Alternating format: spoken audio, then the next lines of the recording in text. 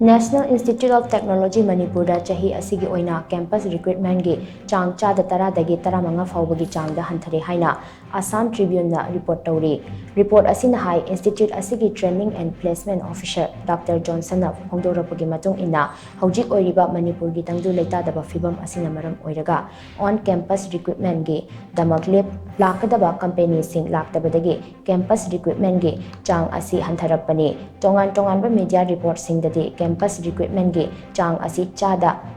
nimfu rong gi Changda hantharaklaba yai haina suggest tori adubu madu aranba mieng oigani tasengna hantharakliba Chang asida chada taradagi taramanga fauba khaktani irang asina maram oiraga khudong chadaba kaya mayok narabasu NIT Manipurna online campus recruitment na chingba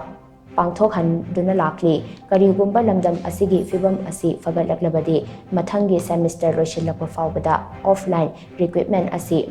makha chathaba yaragani hainasu mahakna makha tana phongdokhi